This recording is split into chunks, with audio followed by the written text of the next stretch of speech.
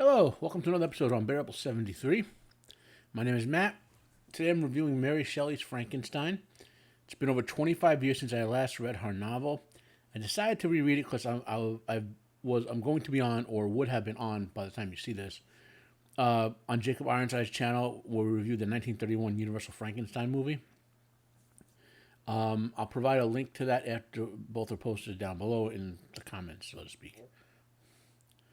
Now, if you look behind me, you'll see like 25 books back there on the back of my couch, which I set for, a little bit of decoration. It's hard to, the camera doesn't show the resolution of it, but most of them, Robert Jordan's Wheel of Time is all up there, Tolkien's up there, some mythologies up there and whatnot.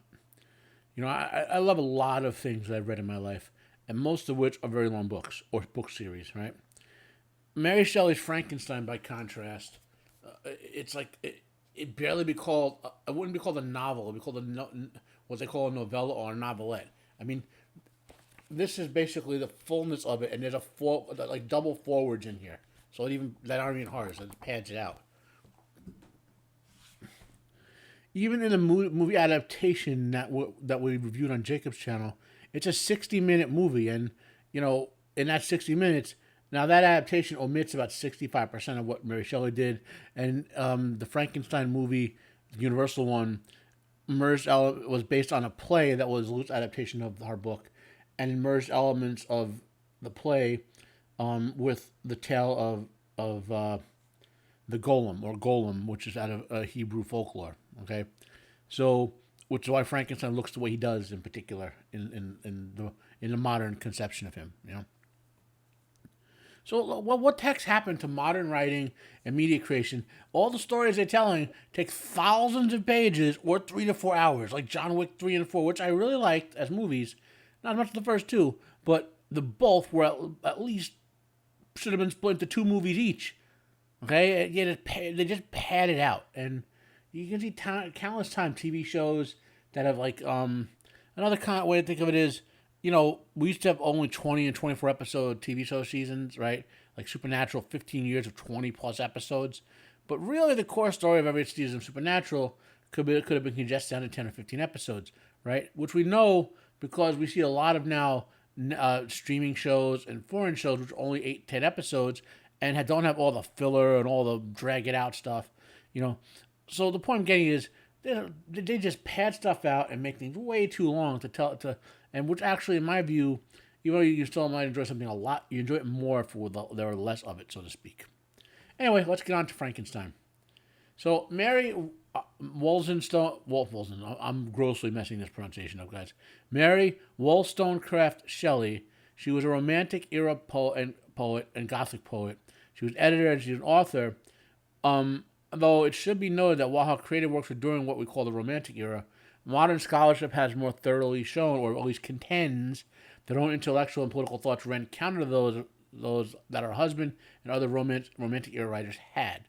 I don't know if I agree with that 100%, but in any case, that's for you to decide. I'm not here to dictate terms. I'm just telling you about her and her book.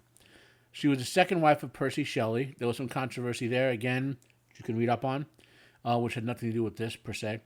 Mary lived from 1797 through 1851. The Romantic era of poetry, of writing and music and all that would have been over by the time she died, and she was from England.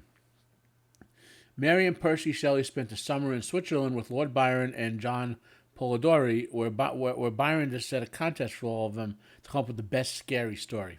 So that's when Mary Shelley came up with and began writing Frankenstein, and she details that in her prologue in there. Frankenstein was first published in 1888 and now resides in the public domain, though the first edition was published anonymously. Mary's name was added with the second edition in 1821. The version that most people have read and are familiar with is the 1831 edition, where Mary Shelley revised it and added a foreword to it. Now, how is the story structured? The story is basically told in several parts by several different narrators, but the premise of the novel is that the first narrator that we encounter, Captain Walton, is the one who delivers the final written tale to us, right?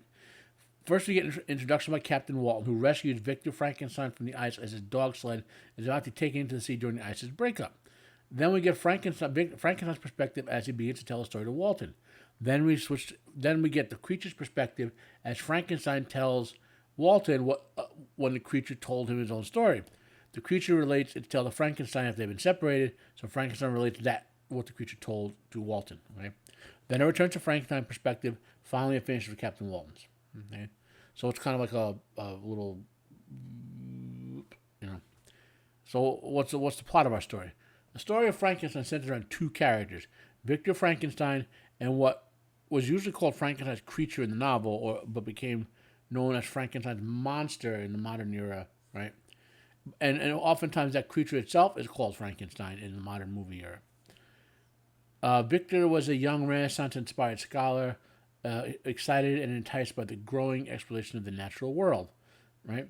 At first, due to the limited resources of his family's estate, he exposed to the work of the pre-scientific alchemists like Paracelsus. But basically, when he gets to university, he learns that much more rigorous and rational advances have been made in pursuit of the sciences, right? And we in the context of the story, we meet his academic mentors, the more negative one and the more positive one. Along the way, Victor becomes obsessed with not only understanding the root biology of life, but of being able to kindle where it doesn't exist. Now, this obsession is so intense that it makes him ill. Though I wonder if Shelley intended us to think that Victor was prone to mental illness beforehand, though I don't think they would have called it mental illness back then, that he was an obsessive individual and it exhausted him physically and mentally type of thing, even before the particular events of the novel. Victor's family and friends play integral roles as a source of potential blackmail by the creature. Spoilers, the creature is extremely intelligent in the novel, unlike in almost any adaptation since then, right? He has a father, Alphonse, and two living brothers.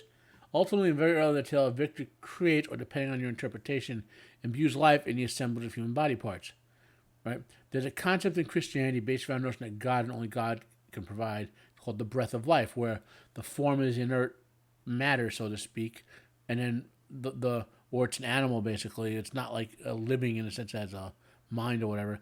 And God in Christianity or Judaism, Islam, breathes the breath of life into you, right?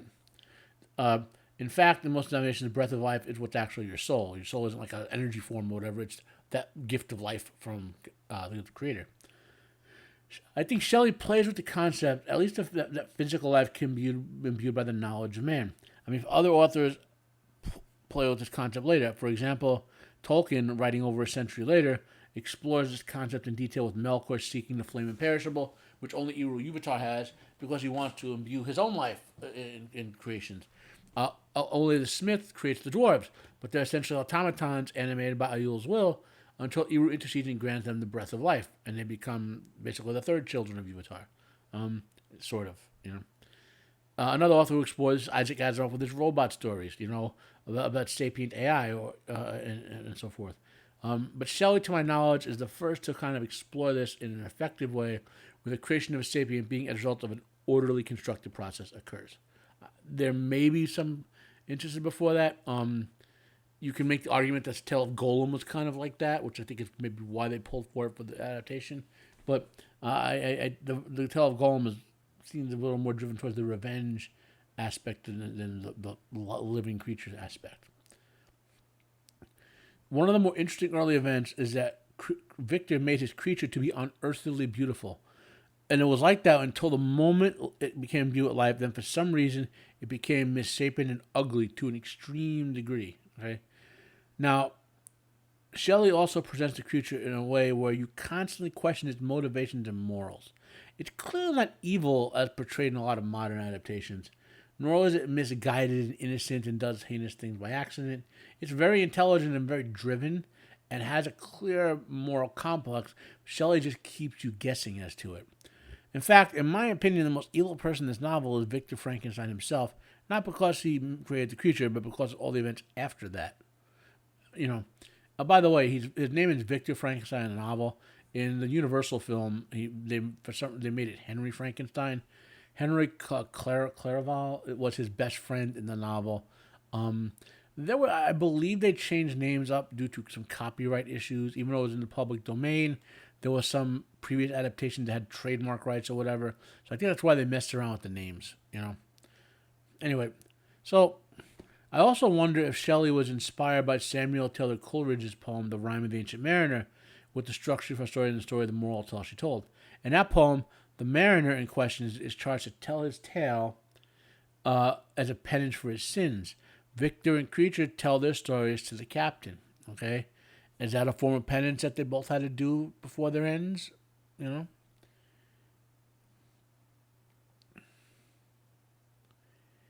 And also, to return once more before I conclude, because I don't want to do like a 5-hour review of this book.